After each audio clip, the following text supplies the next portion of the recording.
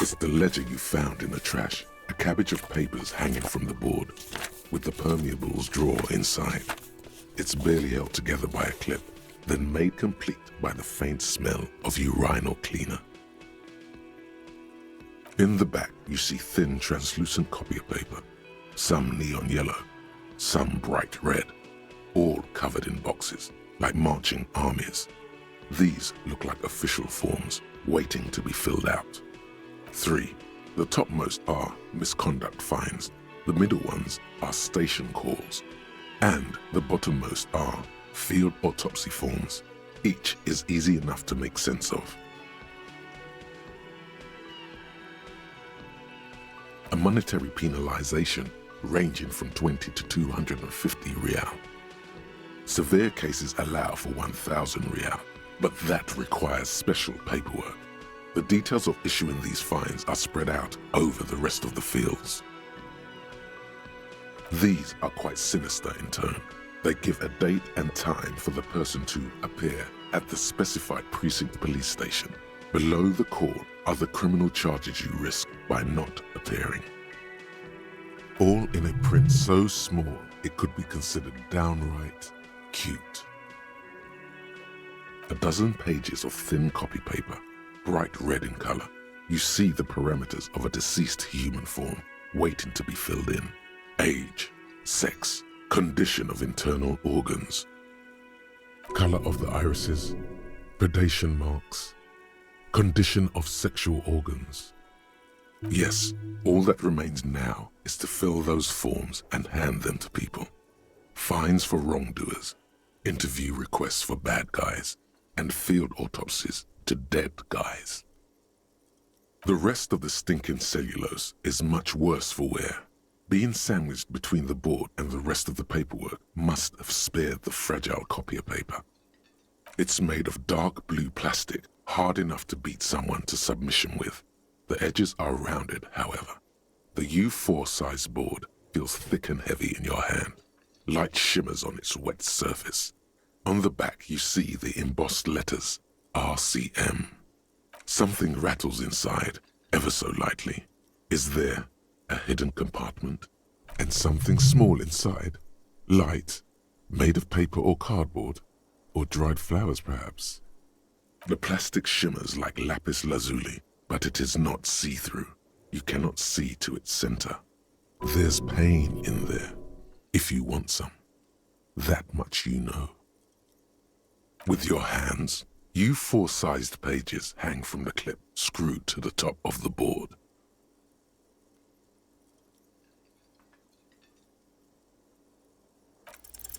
Is not what you end up doing. You squeeze the plastic to slide it open, but nothing happens. Then you bend it some, then crack it. The goddamn thing is stuck. A hot flash of rage comes over you. For a moment there, before it recedes, you feel as though you might just squeeze a tear of anger out of your duct. Makes you wonder, why? The ledger quivers in your hand. As it shakes, the pages rustle. This pathetic mess suddenly afraid of you for some reason. The acidic stench of rotting food is rubbed off on the cellulose. It now forms the base of the experience. This base surrounded by a faint air of spoiled meat, the stuff of death itself, and then sprinkled liberally with the citrus zest of toilet cleaner. You know, like the bits they put into public piss bowls, probably called Fermi Discrete, or Axle, or something. At some point in its journey, the ledger has seen the inside of a public toilet. Remember when I said the smell of the upstairs bathroom was so rank they should have sent a poet to describe it? Why, yes it is, among many other things. This cleaning tablet is used by the whirling in rags. Perhaps that's where the ledger was dropped in the toilet, by you.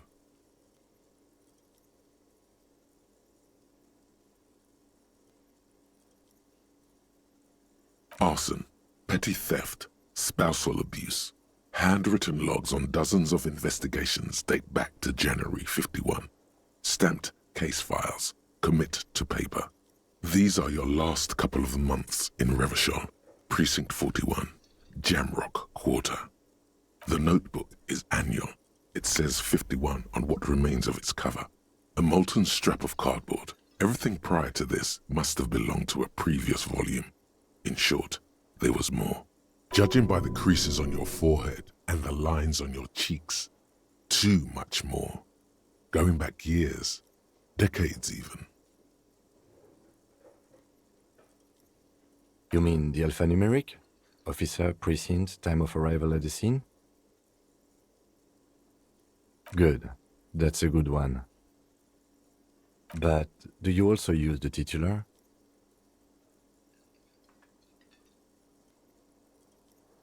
Right, of course.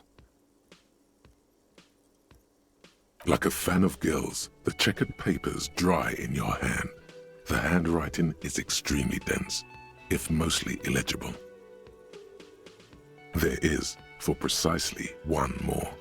15 pages near the end remain untouched by the damage. The checkered grid forms a structure of passages, breaking the case into subtasks to accomplish. The ledger only comes with an old, worn-down lead pencil. It will do, barely. But the lieutenant looks at his blue notebook. 2 fat, shiny pens hang from the binder, like large caliber bullets on an ammo belt.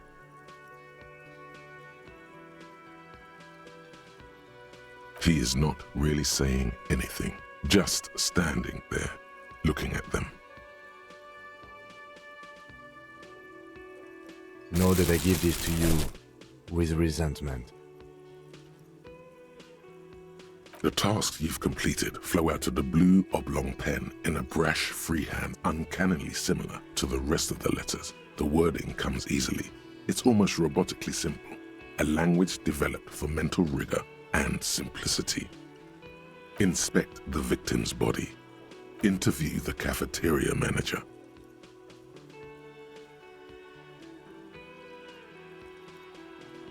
A satisfying slash sounds across the paper. You're done, it seems to say. And you, and you. And a fuck you to you too. That last one cuts a slash right through the paper. Things to be done and things already done. The composition of reality. This is an extremely useful tool for a detective of the citizens' militia. Now all that remains is to name the case. No, actually. Any ideas?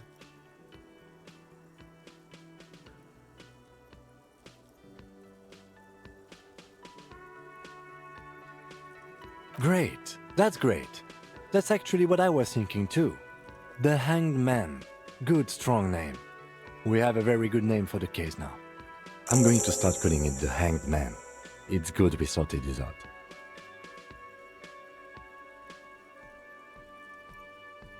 You don't exactly close them, so much as distance yourself from the smelly papers.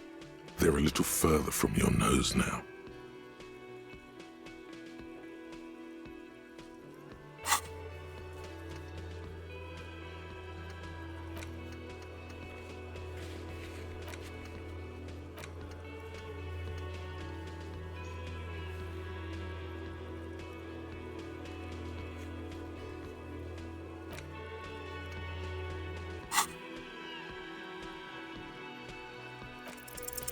It's proving to be harder than expected.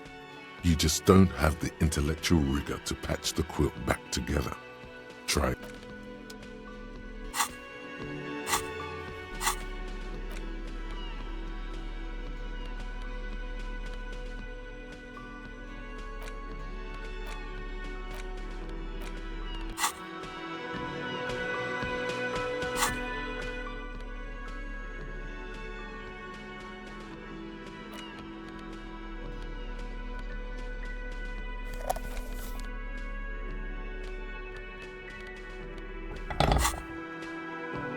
Can I help you?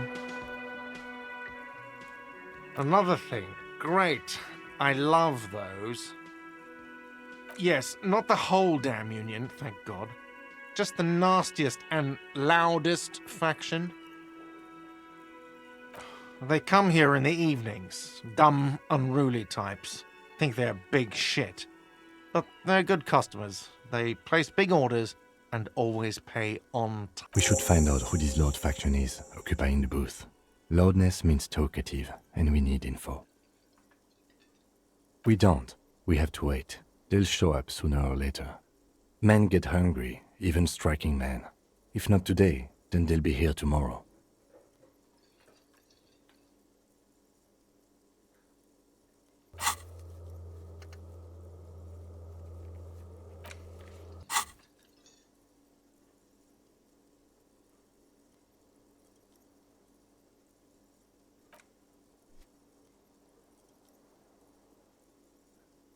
Yes? Yes, have you got it? A lot. A lot. For the room, drinks, and broken window, 130 real. Like what?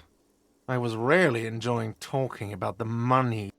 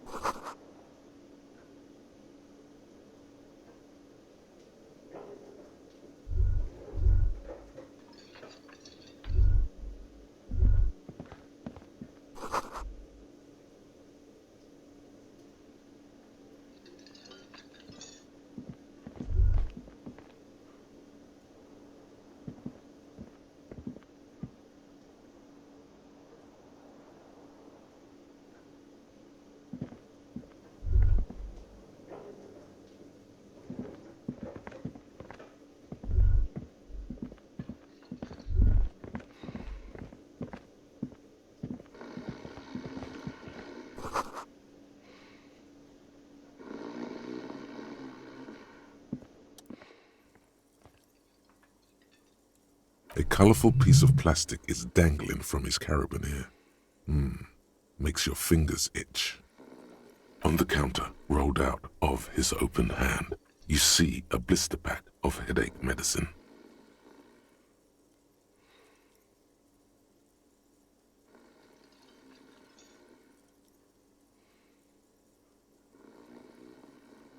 The man does not mind. You probably need them more than he does. You've just picked up some magnesium. This item is stored in the bottom left corner of the screen above your character portrait. Use magnesium to heal your morale if you have morale damage.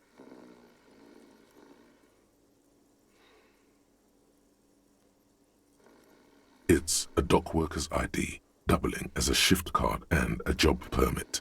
A young, able-bodied man stares back at you from the photo. Santiago S. John. Your fingers find their way into the shackle, flicking open its spring-loaded gate. The metal loop holds the plastic ID and a leather-bound pocketbook. The man emits a loud snore. Is he about to wake up? Doesn't look like it, but you never know. Better be quick. No, he's looking the other way, perhaps purposefully. You slip the plastic ID card out of the loop and pocket it. The man continues to snore. You find a black paper note with a woman's profile on it. Seems like this woman lived centuries ago. The note says, 5 real. It feels nice and greasy. Yum yum. Money. Think of all the things you can buy with this. The synapses in your brain fire with glee. The sleeping dock worker has little to say about your actions. He remains silent. There is only one way to wake this bone idol from his slumber. Roar like a hurricane. Rip the buildings from the earth.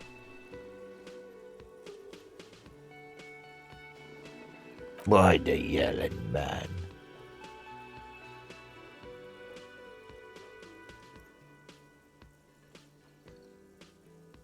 Wait, what? No, he was just sleeping. What do you want, officer? Thank God, no. The worker stares at you, his eyes dry from sleep. A web of wrinkles covers his tanned forehead. I don't know what you're talking about, kind sir, but when I'm out, then I'm really out. No corpses, no mausoleums, just quality time. Fuck sleep. Despite the headache and the queasiness, you feel like you've got at least a 10-kilometer run in you. That's the name of my employer. I work in logistics.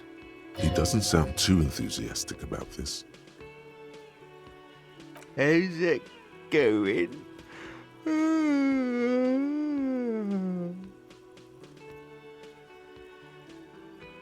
Haven't you noticed what's going on outside?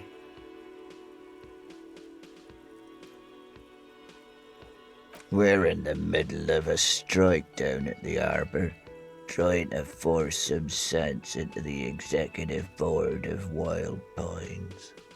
For one, I could use some more shut-eye in the mornings. Right to work, right to sleep, I say. Nate got it. Majoret's got it. He's guarding the gate. I'm just getting some sleep. Or was. The way he says Measurehead implies ultimate trust in this head reckoner's physical prowess. He seems like a worthy rival. You should slay him. We are. The workers. The union. We know what we need. What's right for us. Okay. I guess there's also Everard. He's in charge of the union. He's smart, knows how to negotiate. He's got our back.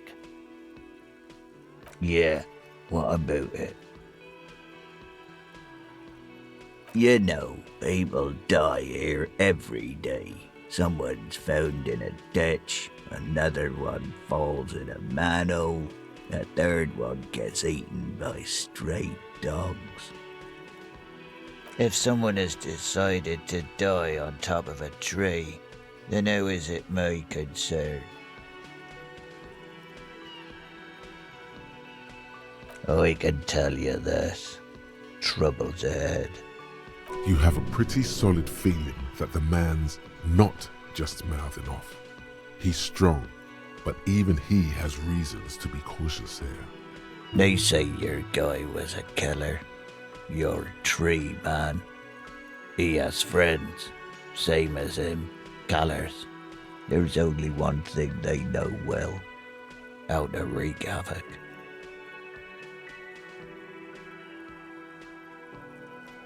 Everyone. It's a local rumor. You heard what I said. Draw your own conclusions. That's all I know, and I prefer to keep it this way. The lieutenant gives you a little nod, then makes a note in his blue notebook. So Union people think he was a killer, he thinks. Even sleepy hair. This doesn't help a lot, but it's something. Good work, detective. Indeed. Help yourself to some. Wait. No. Oh, it's empty. Sorry about that. The dock worker doesn't answer. His head is already back down on the table.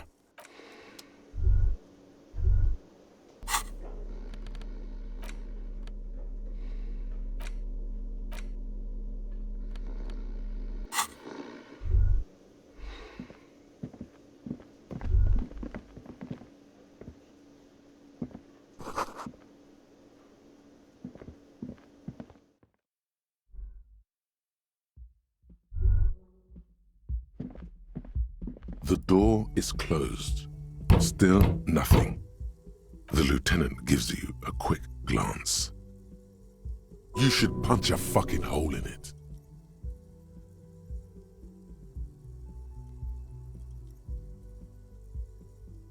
The murmur in your ears recedes slowly. Still nothing. The lieutenant gives you a quick, you should punch a fucking hole in it. You slam your fist into the vinyl. It does not produce a hole. The door sits sturdily in the frame, and your fist hurts. This was all a very good, normal thing to do. Not to mention, great exercise. Stop that. This door can only be opened with a key or from the inside. As you hold the metal, you sense the warmth left there by her hand.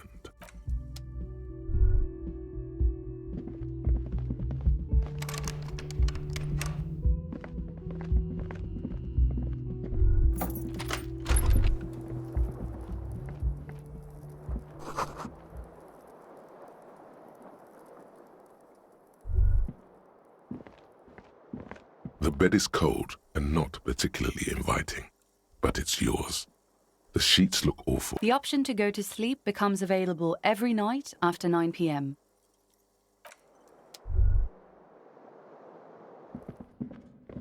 A mirror hangs on the bathroom wall. In it, your face, adorned with the expression.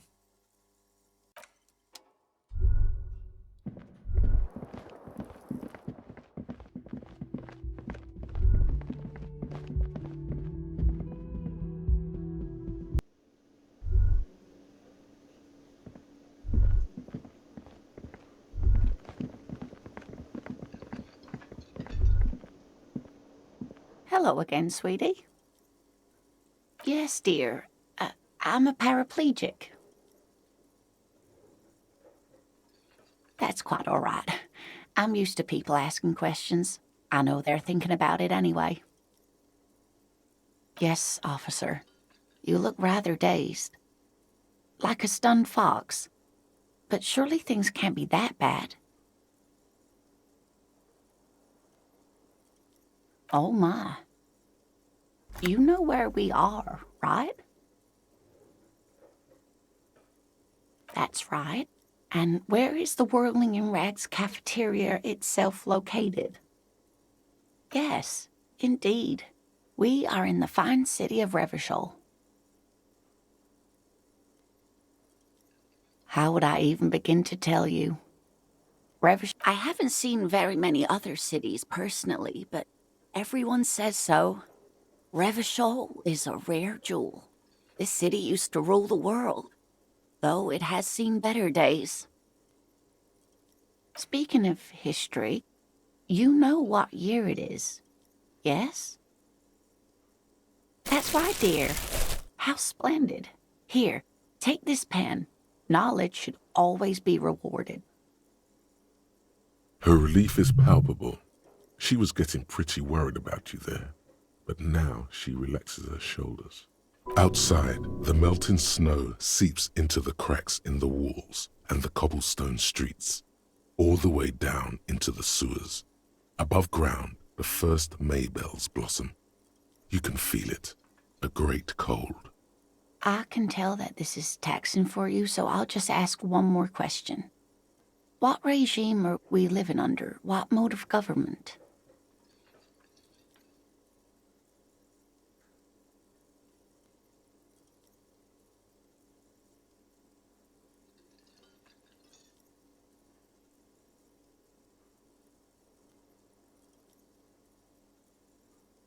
Nope, sadly not. Revachol is what's called a zone of control, under an alliance of foreign powers called the Coalition. We have no government of our own, and what democracy we have is market-driven.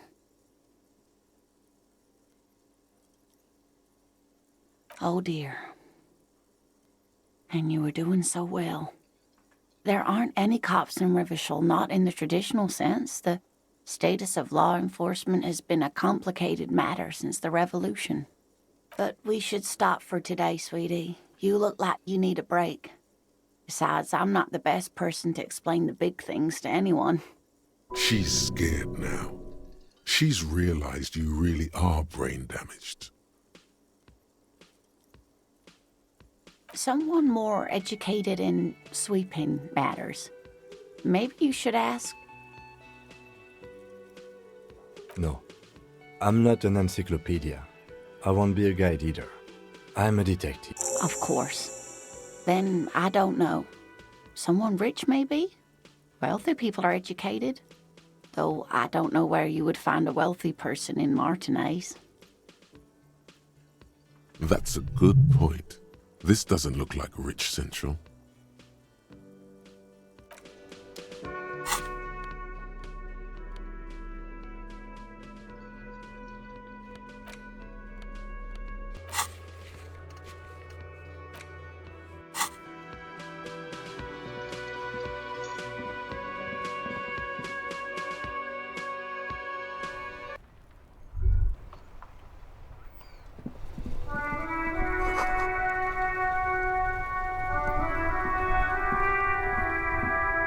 The RCM in Martinez.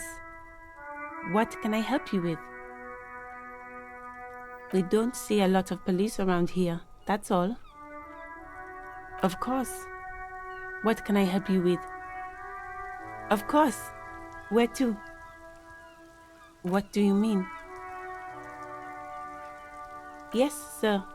District of Martinez. This intersection is called Roundabout North. He knows where we are. He just wants directions.